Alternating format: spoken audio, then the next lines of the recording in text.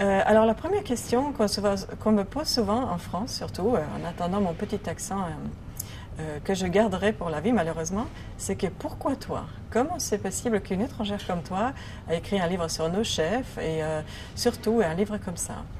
Et alors ma réponse c'est la suivante. L'idée de ce livre a commencé à germer quand j'étais en thèse doctorale à HEC et je cherchais désespérément un sujet pour ma thèse. Et alors je voyais toutes ces entreprises que faisaient tous mes camarades, je trouvais ça terriblement ennuyeux. Et un jour, en dînant dans un grand restaurant, 3 étoiles, je me suis dit, mais c'est ça, voilà, je veux écrire sur ça. C'est une organisation même excellente, mais personne ne s'en rend compte, personne n'y pense que vraiment c'est une organisation. Pour eux, c'est un monde magique, pour les clients, mais moi, j'aimerais bien voir ce qui est derrière tout ça. Donc, j'ai bien commencé à contacter les chefs. Il y a beaucoup de grands chefs qui ont joué le jeu. Monsieur Alain Ducasse, Monsieur Guy Savoy, Monsieur Jean-François Piège, qui à l'époque était dans les cuisines de Monsieur Ducasse. Et j'ai commencé à aller rencontrer ces grands hommes. Et je dis grands hommes parce que malheureusement, à l'époque, il n'y avait pas une seule femme. Ce qui était vraiment très triste parce que, en fait, moi, je suis aussi spécialisée sur le leadership des femmes.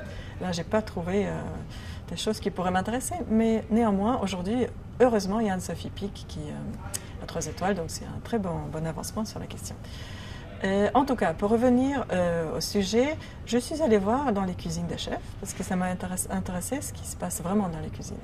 Et M. Decasse m'avait gentiment laissé voir dans ses cuisines en me disant « Je ne serai pas là, mais il y a mon sous-chef, M. Piège, il est excellent, vous pouvez aller voir ce que vous voulez. » Pour faire un long story short en anglais, j'ai passé une soirée dans les cuisines de M. Decasse en regardant M. Piège et les commis et les autres personnes qui travaillent dans ces cuisines et en dégustant en même temps le menu truffe blanche que M. Jean-François Piège m'a offert gentiment pour me requinquer un peu en regardant ce chaos qui régnait dans les cuisines.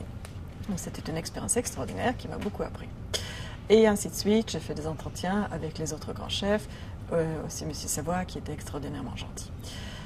Voilà, donc ça c'est le déroulement du livre. Et le livre s'adresse à qui? Il s'adresse aux grands patrons et à tous les patrons, même pas nécessairement les patrons de grandes entreprises, mais toutes les entreprises qui veulent créer de l'excellence dans leur entreprise et qui veulent créer l'exception. Et également aux personnes qui sont intéressées par la gastronomie et par les chefs et qui voudraient bien les voir d'un angle différent duquel ils n'ont jamais encore été étudiés.